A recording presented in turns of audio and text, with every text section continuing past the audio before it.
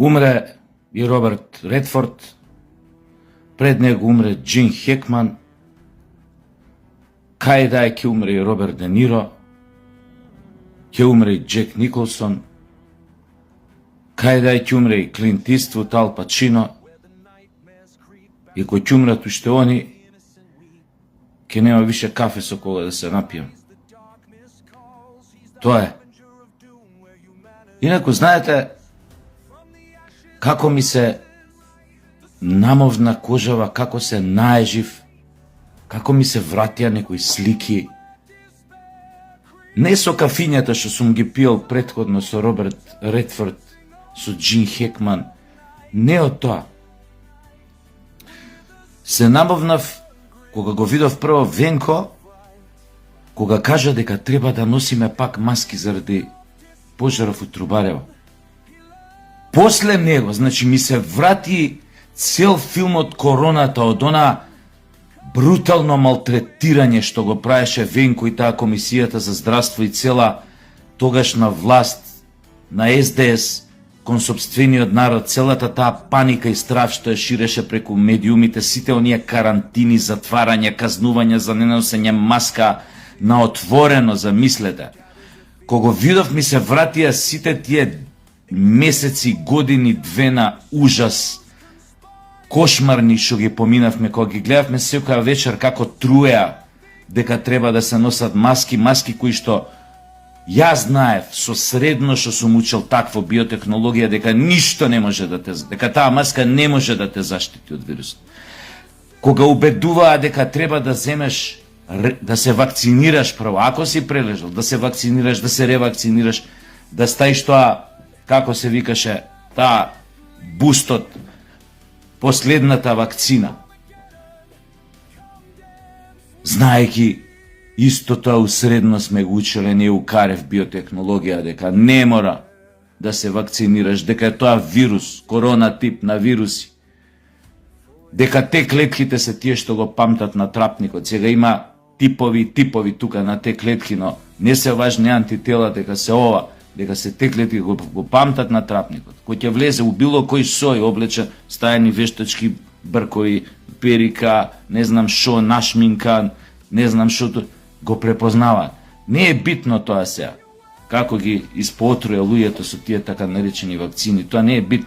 Битно е ова. Значи, го гледам него, како пак повикува на носење на маски. Не знам тоа, ако го ја гледавте неговата изјава, дали не ви побуди чувство на мачнина и на бес у исто време.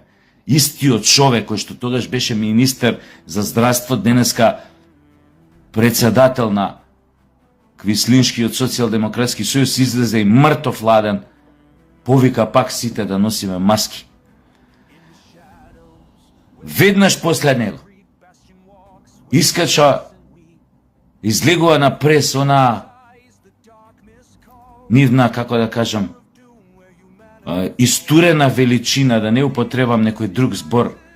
Лице са насловна стране Богданка излегува со маска, човече, на прес. И пак ви прави флеш у глава, рага! Знаете она како оние филмови која некој преживел некоја тешка травма, после години кој ќе види нешто на улица слично, како ќе го упукне флеш и тука ќе се укочи. Оној познат неде посттравматски стрес или PTSD синдром, како се викаше тоа.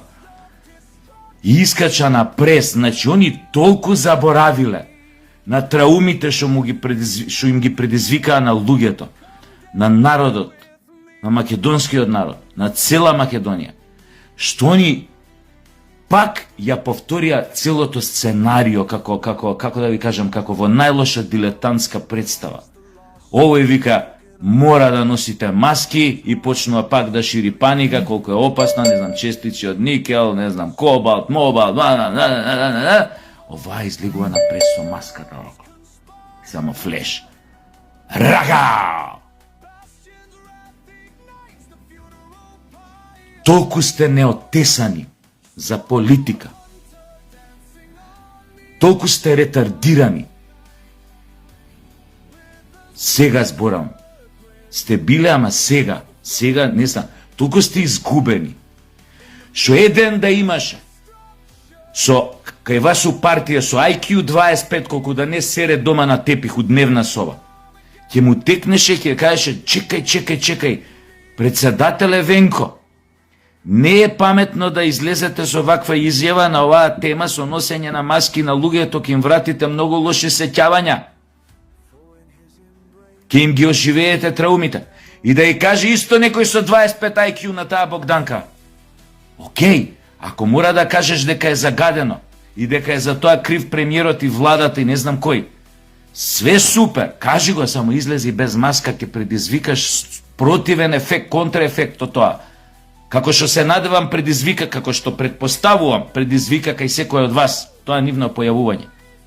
Контраефект, што од трета страна, како да ви кажам, им легнуваат на ВМРО со ваквите пресуди, со ваквото однесување неотеснано, им легнуваат на ВМРО ко шамар на будала што му легнуе. Абе, знаеш како филм? ВМРО само поентира. То знаете како е? Као да седи на клупа као да седат ВМРО-вците на клупа за резервни играчи, кошарка, а овие сте сами си фрлаат тројки на свој кош. А овие ги набиваат. Браво! Абе, луда работа. Комплетно. Видете, го кажав ово еднаш, го кажам уште еднаш. Ја мислам дека на нас македонци радиум и полониум да не испрскаат, ништо нема да ни биде. Ние таква толеранција имаме развиено овие 35 години на разни срања, на разни отрови, дали биле не знам какви токсични, радиоактивни појмања, кој знае што беше све фрлано овдека, носени отпади со камиони по Западна Македонија у време која беше ова 90-тите, нападот на НАТО во Југославија, па самиот напад на Југославија. Мене кај човече Косово го бомбардира со сиромашен ураниум. Па колку ветер треба да дувне за тоа да дојде навак. Зашто кај нас се ќути со децении дека бројот на онколошки пациенти после бомбардирањата во Србија е енормно покачен и затоа докторите на онкологија нема да ги чуе тоа да го кажат јавно. Ама ќе го кажат вака узмуаве. Како што го кажува у време на вакцините дека се штетни. Ама вака узмуаве. Со некој као мене сме биле школски на усредно школа, па ја ќе им кажем, људи, нели бе ова нема везе? Абе, Сашо, нема везе, ама човече може работно место да изгубиме луѓе. Ќутеа. Затоа сега имате доктори што се појавуваат у јавност и почнуваат јавно да, ама тогаш ќутеа. Нивна совест, нивна свест. Имаш и такви кои што отворено збора и си имаа проблеми на работа, кај што работа и така натаму и така натаму. Не е битно. Тоа е стара приказна. Мислам, не е стара, за некој што се вакцинирал, може да биде страшно актуелна денес, но не е важно. Така што без везе ми беше муабетот на толку толеранција што сме развиле. Уште една причина зашо ви беа глупи тие појавувања и одеа само на, како да ви кажам, сами тројки си дававте, у свој кош.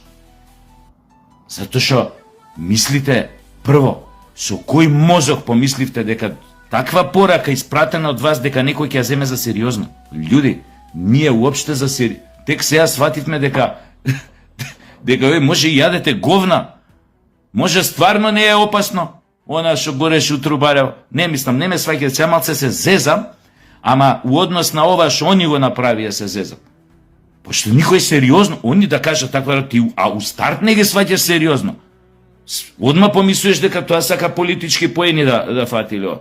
Значи не е битно, ја не навлегувам у тоа, значи опасно е све тоа што се деси и видов ми не за џабе луѓе евакуира и све, да не ме сватите погрешно, малце хуморот ми е онака на ќоше. Идам по ивица. Али дајте. Требаше само тоа да ви текне дека се што доаѓа од ваше уста, овој народ,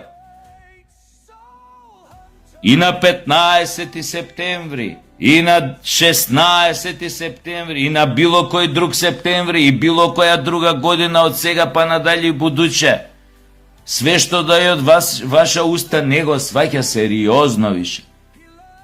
Да, може да им врати флешови, сеќавање од некои времиња, кога сте го тероризирале со тие спинови лаги, као што беше со короната случај, ама од сега па надалje у будуće, веќе не ве есапи 2%, бе. Чак што више, дури да е стварно опасна ситуацијата, со една таква изјава ќе го одвратите маски да носи. И да треба тоа сакав да кажам, затоа хуморот ми беше безвезен.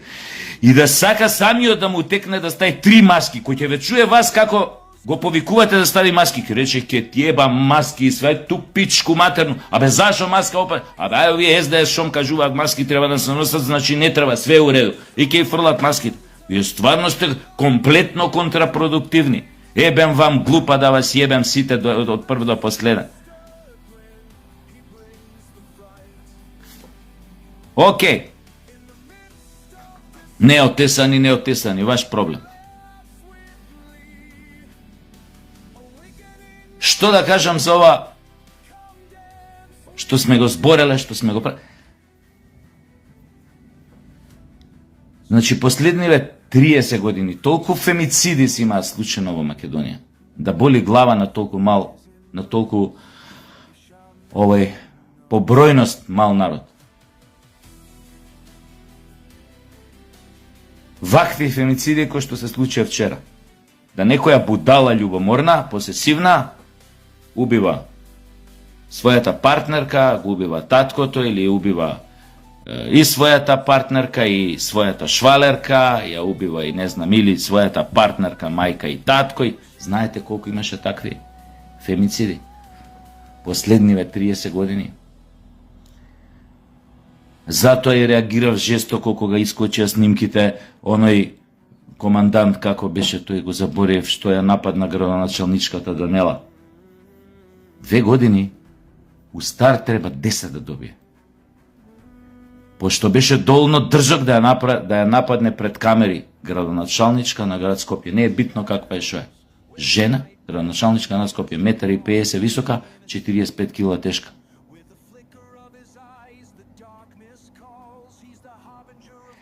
И таквите треба по 10 години минимум да се осудат. За пример, наследните будали што ќе се помислат на тоа да си ја убијат партнерката, жената, не знам кого, заради тоа што го оставила и така натаму и така натаму. Страотно е, сум го зборел ова и у други прилики, колку ние како општество, обвинителство, судови немаме развиено однос кон ваквиот тип на насилство. Пошто не сме Америка, јебига.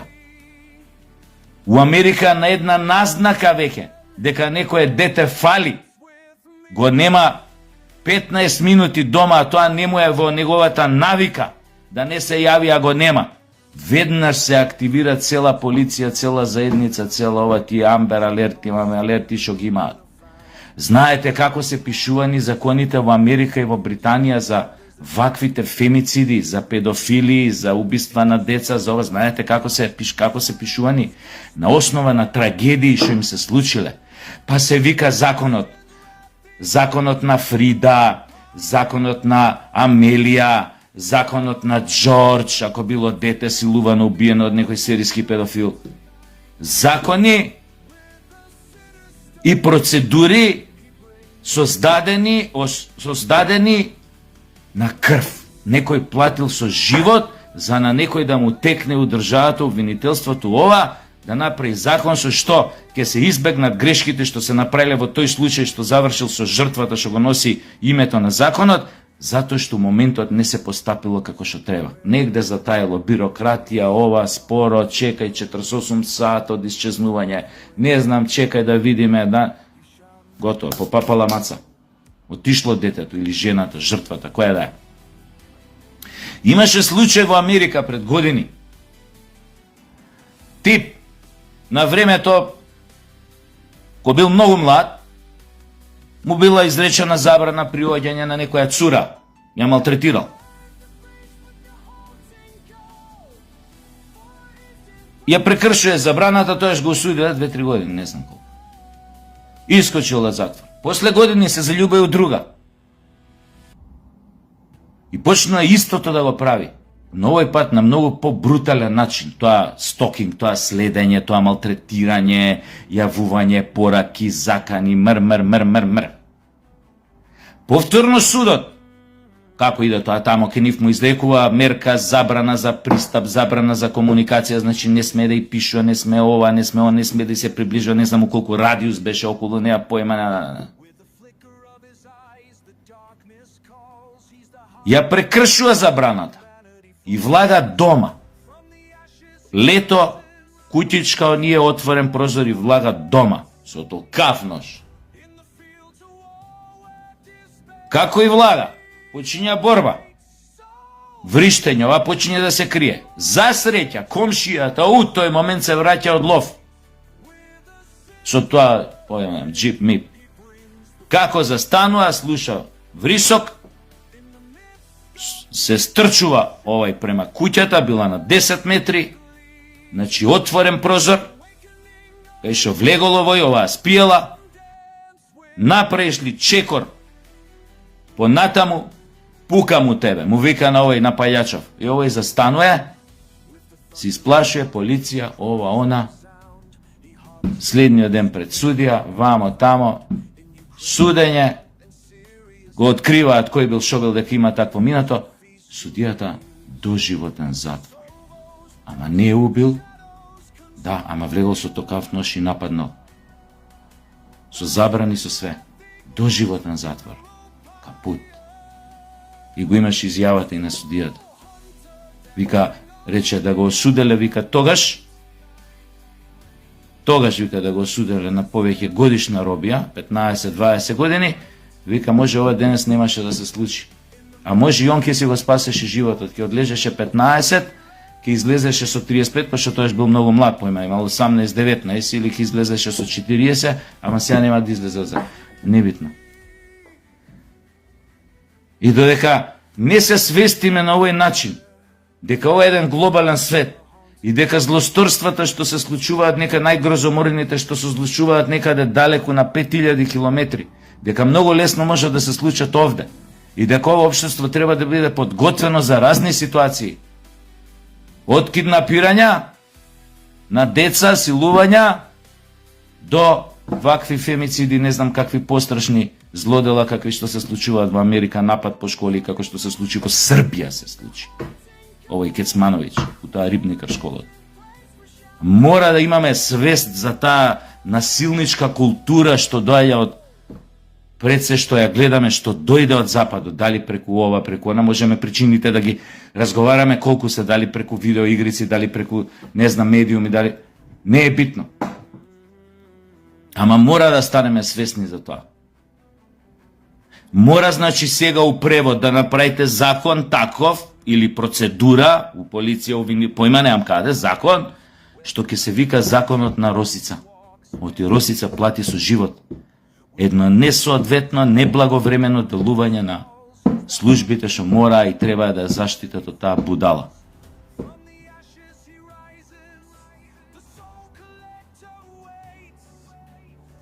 Не знам временски колку одам, сакав да кажам уште нешто, овакво не ќе да го тупам, но тука ќе прекинам. Сакав да кажам нешто, пошто чекав да поминат денови од како го атентант, од како го утепа, просто кажам, од како му прави атентат на овој Чарли Кирк, како се викаше овој инфлуенсеров политички амерички. Да кажам некоја работа врска со тоа, чекав да го прежалите сите, да го исплачате. Ова, па ама сега нема време за тоа да посветам некое време, така да тука ќе ја прекинам ова моје излагање со надеж дека ова второто за кое што зборев, за Росица, дека секој понатамошен обид, секој понатамошна можност да се случи истото ќе биде сведена на минимум. За жал, Росица на некој начин ја изневеривме сите ние. И она тоа го плати со живот. Чао.